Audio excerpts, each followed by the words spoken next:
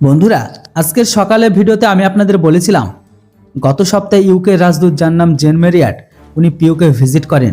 না শুধু উনি ভিজিটই করেন, বরং সেখানে গিয়ে আজাদ কাশ্মীরের নারাকে পর্যন্ত লাগিয়েছে, সাথে পাকিস্তানের সুরের সুরকে পর্যন্ত গিয়েছে। আমি আপনাদের এর আগের ভিডিওতে একটা কথা বলতে ভুলে গেছিলাম যে এই পিওকে ভিজিট তখনই করা হয় যখন আমাদের রক্ষামন্ত্রী রাজনাথ সিং লন্ডনে বসে ঋষি সোনাকের সাথে হাতে হাত মিলিয়ে মিটিংকে করছে।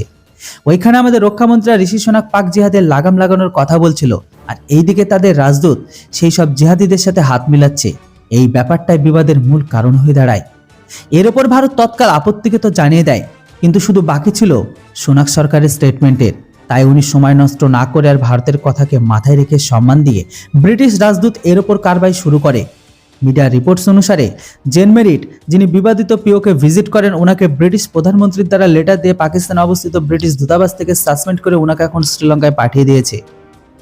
পিএম সোনাকের কথা অনুসারে ইউকের তরফ থেকে তাকে পিওকে ভিজিট করতে বলা হয়নি, উনি নিজেই মাতব্বরি করে পার্সোনালিটি ভিজিট করেছেন। যদিও ওনার উচিত ভারত সরকারকে জানিয়ে দেওয়া, কিন্তু উনি এটা একদমই করেননি। তাই ব্যাপারটা এতদূর পর্যন্ত ছড়িয়ে যায়।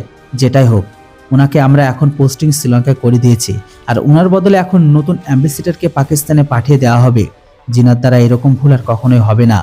তাই এই মুহূর্তে ভারত সরকারের কাছে আমরা এখন এটাই আপিল করতে চাই যে কারোর মূর্খতার কারণে ভারত আর ব্রিটেনের বহু বছরের সম্পর্ক যেন খারাপ না হয়।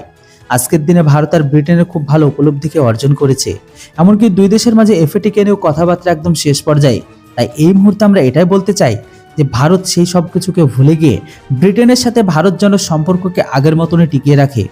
যদিও ঋষি সোনাক তো ভারতীয় বংশোদ্ভূত, তাই উনি এখন যা কিছু বলেছেন সেটা আমার তরফ থেকে তো একদম ভুল বলে মনে হয়নি। তাই এখন বাকি তো ভারত সরকারের উপর ডিপেন্ড করছে যে ভারত সরকার এর উপর কি প্রতিক্রিয়া দেয়।